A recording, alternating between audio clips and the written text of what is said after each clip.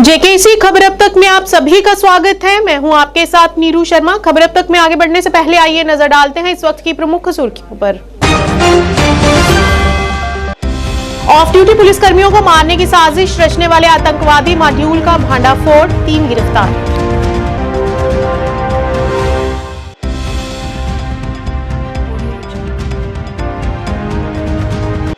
Udhampur police को फिर मिली बड़ी कामयाबी, नशीले पदार्थों हुक्की के साथ एक गिरफ्तार।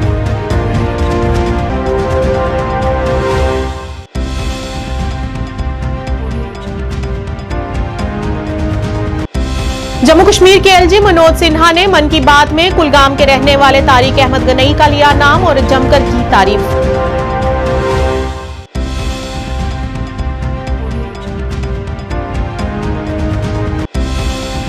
भारतीय सेना ने कुपवाड़ा में दिग्गजों को सम्मानित करने के लिए पूर्व सैनिकों की रैली का किया आयोजन। जिले के 300 से अधिक पूर्व सैनिक और वीर नारियों ने लिया भाग।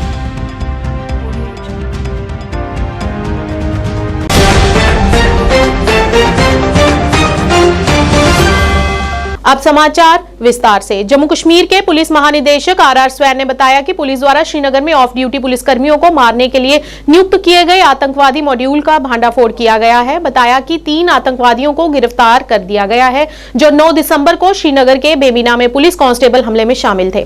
संवाददाता सम्मेलन को संबोधित करते हुए डीजीपी स्वैन ने बताया कि पुलिस द्वारा की गई जांच और पुख्ता सबूतों के मिलने से 3 आतंकियों की पहचान प्राप्त की गई है।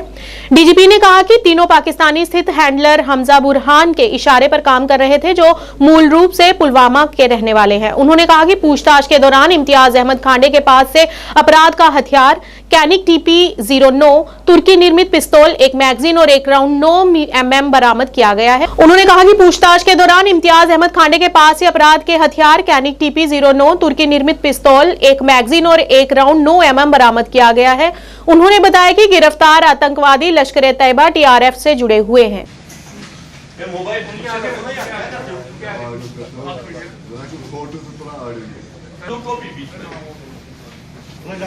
Today's press briefing is about the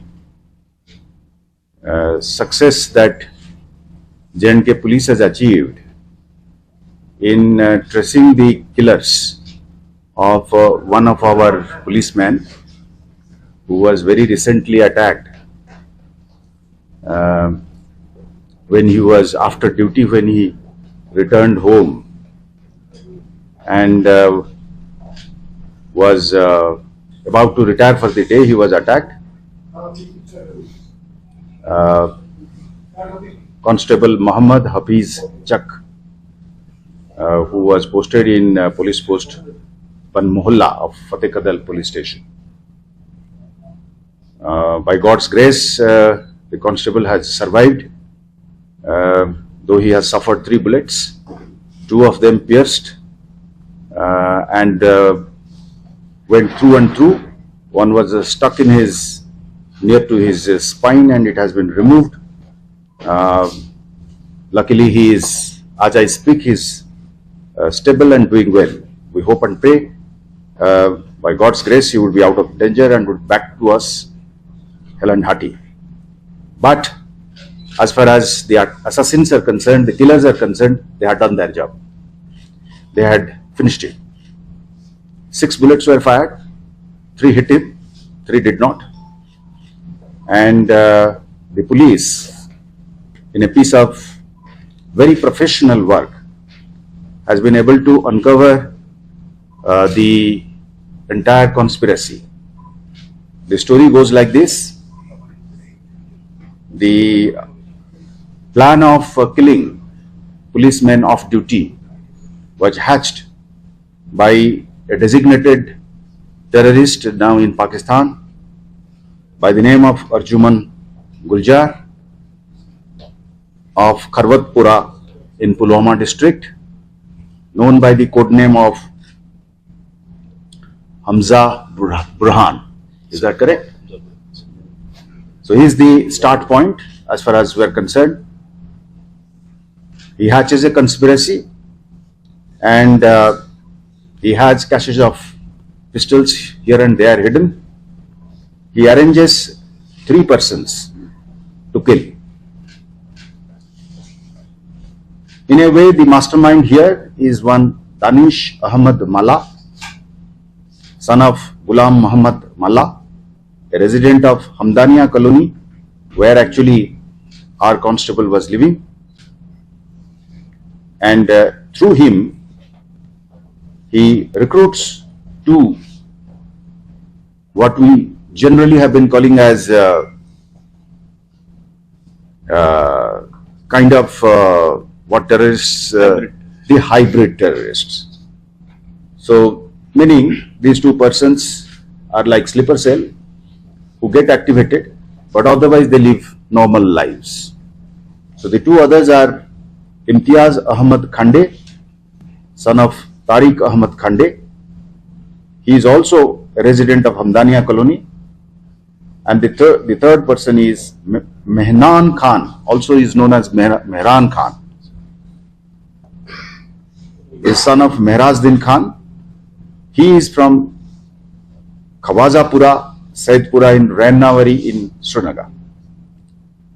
So these three persons here in J&K in Srinagar, in cahoots with the man in Pakistan who is Arjuman Guljar. They manage pistol, recce him, study his movements for several days, and finally attack him. Udhampur police द्वारा जम्मू कश्मीर राष्ट्रीय राजमार्ग पर जखैनी में एक विशेष नाका लगाया गया था, जहां पर घाटी से आने वाले वाहनों की तलाशी ली जा रही थी। इसी दौरान घाटी से पंजाब की ओर जा रहे ट्रक को तलाशी के लिए रोका गया, तो उसमें से खुफिया तरीके से लगभग 30 किलो नशीले पदार्थ भुक्की को छुपाकर रखा था, जिसे पुलिस द्वारा बरामद कर लिया गया है। और वहीं चालक राजीव कुमार को हिरासत में लेकर गाड़ी को भी सीज कर दिया गया है।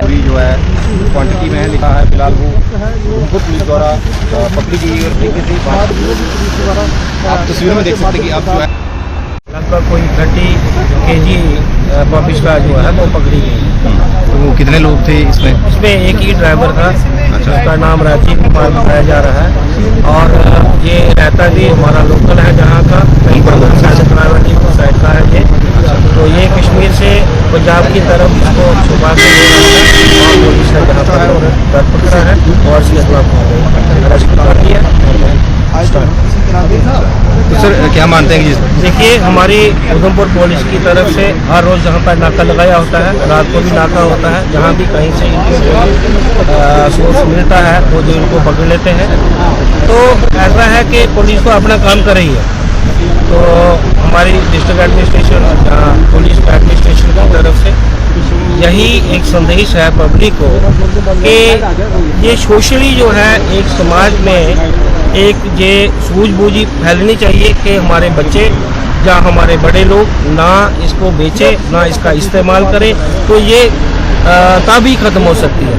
लेकिन पुलिस ने तो काफ़ी अपनी गिरफ्त बनाई हुई है और रोज़ इसको दूसरे तीसरे चौथे दिन जो है जहां पर जो है। जम्मू कश्मीर के एलजी मनोज सिन्हा ने मोदी के मन की बात कार्यक्रम में कुलगाम के रहने वाले तारिक अहमद गनई का नाम लिया और तारिक की तारीफ करते हुए उन्होंने कहा कि वह कुलगाम जिले के पिछड़े गांव गादीहामा का रहने वाला युवक है, जो ज्यादा पढ़ा लिखा नहीं है, लेकिन उसके साहस और दूरदर्शिता की उन्होंने जमकर तारीफ की।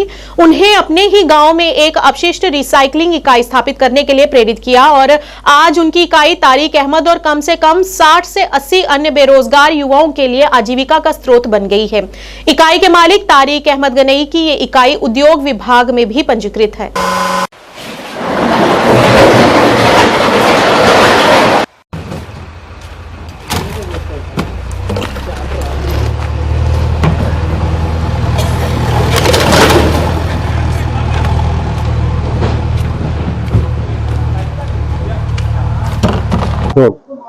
अस्सलाम वालेकुम। जब आज अवाम की आवाज में मीडिया एलजी साहब ने मेरा नाम लिया है, मुझे खुशी के बारे में मुझे पता नहीं मुझे कितनी खुशी आई। जब इस मेरा नाम लिया, उस कुलगाम की भी खुशी है जब उसने मेरा नाम लिया है। एक नौजवान है जो इस साइड पोल्यूशन को एक काम करके एक बिजनेस जमा लिया इसने और बेरोजगारी भी खत्म किया इसने। जितने भी इस गांव में बेरोजगार लड़के थे और 30-40 ऑटो वाले हैं और उनका भी रोजगार मिलेगा और हर किसी को रोजगार मिल गया इस काम से और जो इस यूनिट से। और मुझे इतनी एलजी साहब की इतनी भी उम्मीद है, इस काम को और भी बढ़ा सकते हैं और भी बेरोजगार इसके अंदर एडजस्ट हो जाएंगे। जितने भी पढ़े लिखे लोग हैं वो भी इस काम में एडजस्ट हो जाएंगे। और मेरा अपने डीसी साहब के भी पास पूरा उम्मीद है, वो भी मुझे इस काम को भरपूर हेल्प करेगा। उसने बोला भी मैं आधी रात को भी आपके लिए खड़ा रहूंगा, जब भी आपकी कोई परेशानी हो, हर गम में मैं आपके साथ हूं। इस काम को आप जमा लो। कृतज्ञता और एकजुटता के एक उल्लेखनीय प्रदर्शन में भारतीय सेना के वज्र डिवीजन कुपवाड़ा ने कुपवाड़ा जंगली गैरिसन में एक उत्साहजनक पूर्व सैनिक रैली का आयोजन किया। रैली में कुपवाड़ा जिले के 300 से अधिक पूर्व सैनिक, वीर नारियों और उनके आश्रितों ने भाग लिया। इस रैली ने उन बहादुर सैनिकों को श्रद्धांजलि अर्पित की जिन्होंने 1971 के भारत पाक युद्ध के दौरान अपना सर्वोच्च बलिदान कर दिया था। ये रैली विजय दिवस के अवसर पर आयोजित की गई, जो दिग्गजों और उनके परिवारों के साथ जुड़ने और उनकी विभिन्न जरूरतों और चिंताओं को संबोधित करने पर केंद्रित रही। बहुत शुक्रगुजार हूं कि जिस तरीके से डिस्ट्रिक्ट कुपवाड़ा में खासकर 28 डिव के जीओसी साहब ने जो कदम उठाया है एक्स सर्विसमैन की वेलफेयर ऑर्गेनाइज के लिए, तो ये यहाँ पर ही नहीं, ये कहीं भी जाता है, चाहे करना जाता है, चाहे केरन जाता है या मचल सेक्टर में जाता है। दूर दराज इलाकों में जो भी आज के डेट में एक्स सर्विसमैन या जो पुराने एक्स सर्विसमैन हैं, उनकी जो भी कोई प्रॉब्लम है उनको हल करने में बहुत मदद करता है। इसके लिए मैं हिंदुस्तान आर्मी की जो मोरालिटी है उसमें कोई शक नहीं है कि उनकी मोरालिटी जो सोच है, इथिक्स एक्स सर्विसमैन के लिए, वो दुनिया में और कहीं नहीं है कि जितना हमारे हिंदुस्तान में एक्स सर्विसमैन जो भूतपूर्व सैनिक उनके लिए है। पर जो एक्स सर्विसमैन तकरीबन 2700-2800 एक्स सर्विसमैन है, लेकिन एक्स सर्विसमैन पर डिपेंड नहीं होता है, उनकी फैमिली जो है कम से कम 80,000 के करीब है।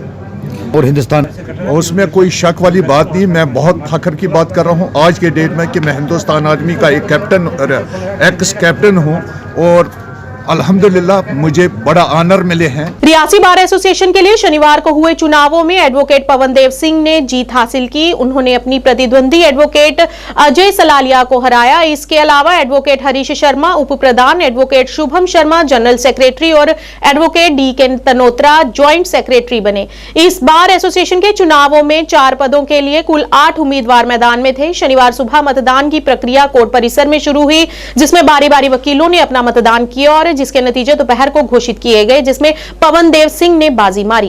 कि बार के लिए जो भी बार की वेलफेयर के लिए करना होगा, मुझे आप सबसे मैं अनुरोध भी करूंगा कि मुझे आपकी सबकी सपोर्ट चाहिए, क्योंकि बार काफ़ी बड़ी हो गई है और कोर्ट बड़ा कॉम्प्लेक्स, बड़ा कंजेस्टेड हो गया है।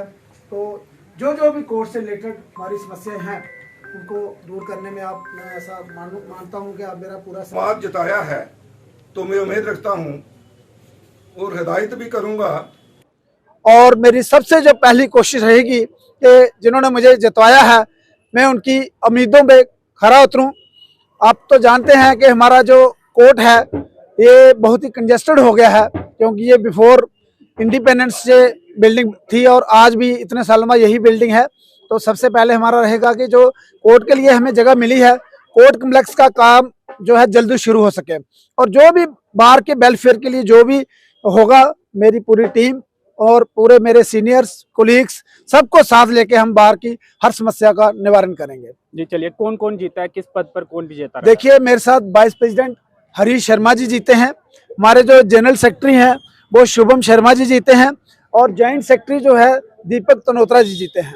तो कैशियर के पद के लिए क्या चुनाव नहीं हुआ था या फिर हुआ था कुछ? उसमें वो एक नॉमिनेशन हुई थी, कोई एलिजिबिलिटी का मसला था, लेकिन वो नॉमिनेशन की वजह से अब वो हम सर्वसहमति से जो है उसको बना लेंगे। नए कोर्ट कम्प्लेक्स की बिल्डिंग ही प्राथमिकता रहेगी, सबसे बड़ा मुद्दा वही है इस समय बार एसोसिएशन का। देखिए, बार की इंटीग्रिटी के लिए और जो भी बार की समस्या है, मैंने आपको पहले भी कहा जा सके कि हम उनको दूर करने की पूरी कोशिश करेंगे। और बार के साथ साथ मैं ये कहूँगा कि जो बाकी समाज है, हमारा जो सोसाइटी है, उनमें भी जहाँ जहाँ हमारी जरूरत होगी तो हम समाज के लिए भी खड़े रहेंगे। चलिए, कितने वोट कितने मिले आपको, थोड़ा सा उसके बारे में बताएं, किस पोस्ट के लिए कितने कितने वोट मिले?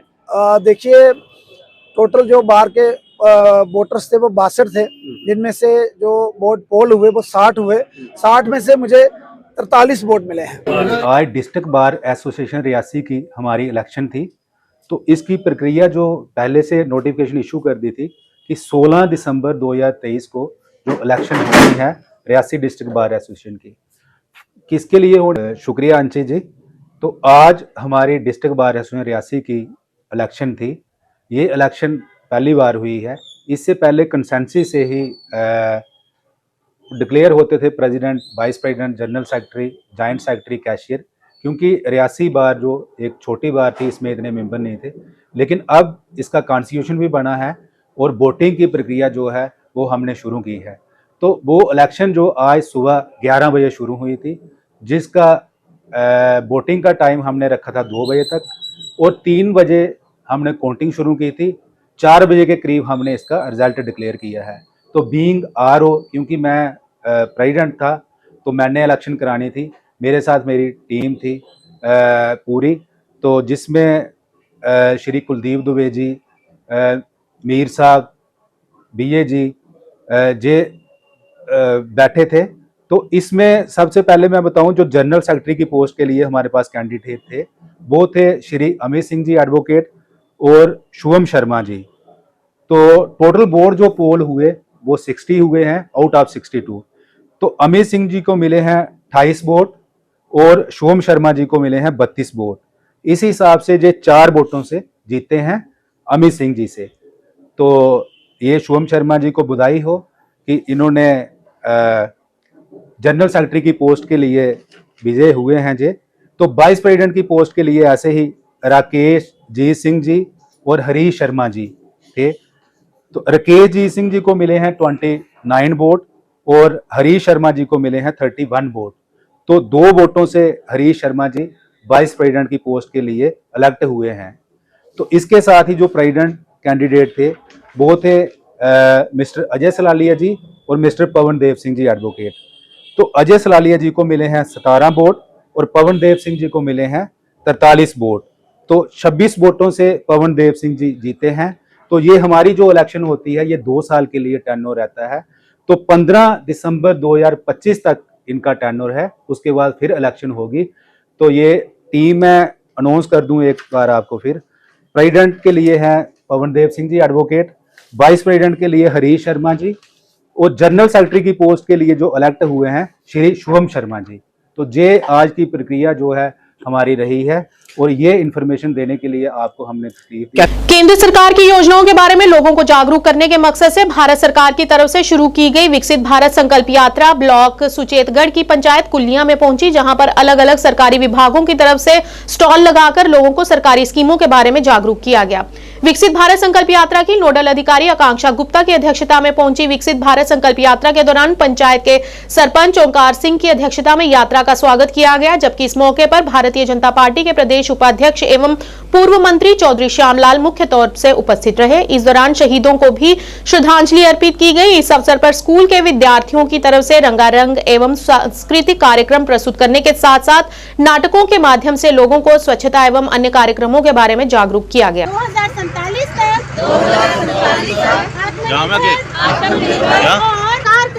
साकार करेंगे, गुलामी की मानसिकता को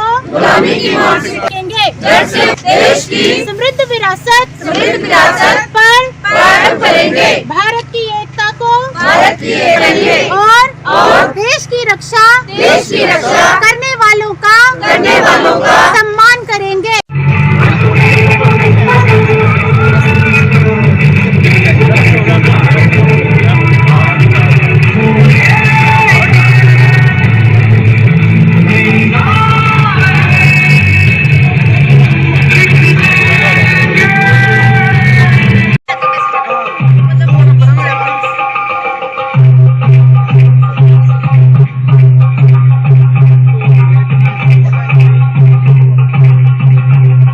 ये जो विकसित भारत यात्रा जो हमारे सारे जितने भी गांव हैं, जितने भी म्युनिसिपल कमिटीज़ हैं, उन सब जगहों पे ये जारी है।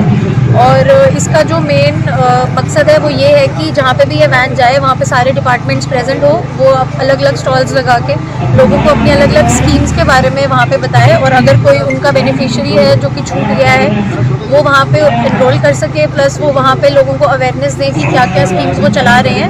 और लोग उन स्कीम्स का लाभ उठा। मैडम, आपके ब्लॉक में कब से ये यात्रा शुरू हुई है और कब तक चलेगी ये? हमारे ब्लॉक में ये यात्रा 8 से शुरू हुई है और 18 तारीख तक ये चलेगी और ये हर एक पंचायत को कवर करेगी। हमारी टोटल 21 पंचायतें हैं, उन सब पंचायतों को ये कवर करेगी।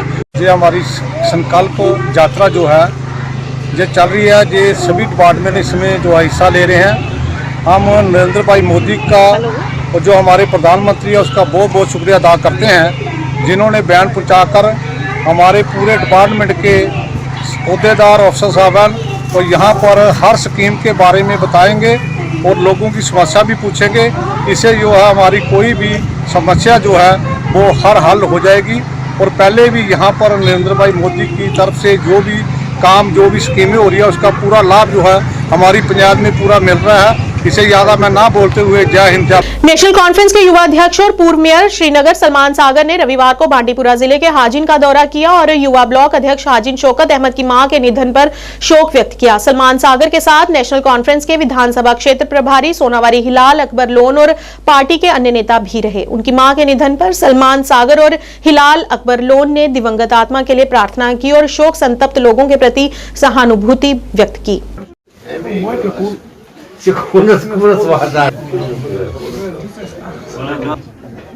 ये हमारे एक यूथ के जो यहाँ हाजिन के टाउन के प्रेसिडेंट है यूथ नेशनल कॉन्फ्रेंस के, तो उनकी वालदा गुजर गई थी, तो हम ताज़त पुरसी के लिए आए थे। तो मैं पूरे YNC की तरफ से उनको ताज़त करने आया था और हमारे सीनियर लीडर और इंचार्ज साहब भी थे सोनावारी कॉन्स्टिट्यूंसी की। तो जस्ट सोशल ऑब्लिगेशन, ताज़ेदारी और कुछ नहीं, उससे ज़्यादा कुछ नहीं। मैं समझता हूँ नेशनल कॉन्फ्रेंस ने पहले से ही यूथ की बड़ी बेहतरीन क़यादत की है। जब शेर कश्मीर आए वो खुद एक, जब उनकी उम्र थी तो मैं नहीं समझता 20, 25, 22 साल की ज़्यादा उम्र थी उनकी। तो हमारी जमात ने क़यादत ने हमेशा यूथ को आगे जाने का मौका दिया हुआ है। आज भी हम कहते हैं आने वाले कुछ वक्त में 1-2 महीने में हम नए यंगस्टर, यंग लॉट को आगे आने का मौका दे रहे हैं। और हमारे पास आज हर डिस्ट्रिक्ट में, हर जोन में, हर प्रोविंस में हमारे पास एक वाइब्रेंट YNC जो है इन प्लेस है। तो बाकी यूथ को चैलेंज है, यूथ को आगे चलना है। पार्टी ने भी कोशिश की है हमको इंचार्ज बना के, किसी कॉन्स्टिट्यूंसी का हिलाल साहब इंचार्ज, ऐसे बहुत से लोगों को। और हम डाउन द लाइन YNC जो हमारी ऑर्गेनाइजेशन है उसमें हम यंगस्टर्स को, और हमें बड़े फ़ख्र से मैं कह रहा हूँ आज हमारे साथ इंजीनियर जुड़े हुए हैं, लॉयर जुड़े हुए हैं, बहुत बड़ी तादाद में लॉयर्स हैं, इंजीनियर्स हैं, डॉक्टर्स हैं, PhD स्कॉलर्स हैं, जिनको ये अलम आगे चलाने की शेर कश्मीर ने शुरुआत की है 1971 में। तो हमें पूरा यकीन है नेशनल कॉन्फ्रेंस जहाँ तक यूथ का सवाल है सेफ हैंड्स में है और इसकी क़यादत खुद उमर साहब कर रहे हैं, वो खुद मॉनिटर। बढ़ती ठंड के दौरान ताजा बर्फबारी होने के बाद सधना, तंगदार, केरन तथा माचिल रोड पर 109 RCC बीकॉन कुपवाड़ा द्वारा बर्फ को हटाने का काम लगातार किया जा रहा है, जिससे आने वाले वाहनों तथा लोगों को सर्दियों के मौसम में होने वाली बर्फबारी से किसी भी प्रकार की दिक्कतों का सामना न करना पड़ेगा।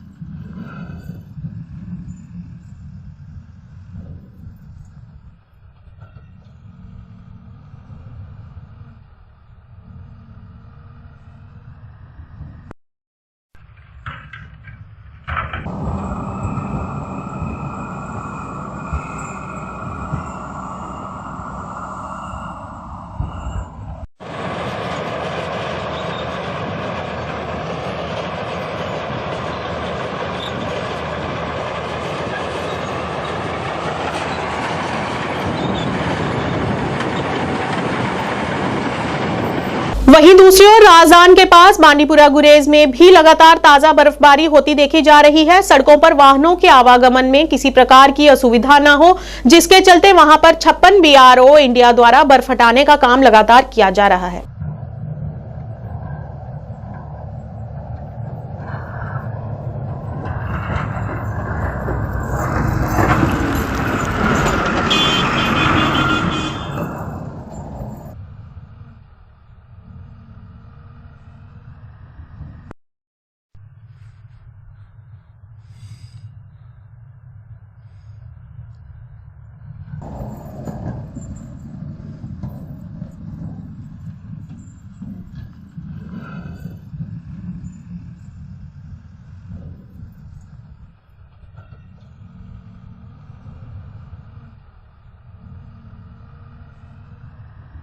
दक्षिण कश्मीर के पुलवामा जिले के तहाब इलाके में सेना की 55 राष्ट्रीय राइफल्स ने युवाओं को खेल से जोड़ने के लिए वॉलीबॉल टूर्नामेंट का आयोजन किया, जिसमें जिले के विभिन्न क्षेत्रों से 8 टीमों ने भाग लिया।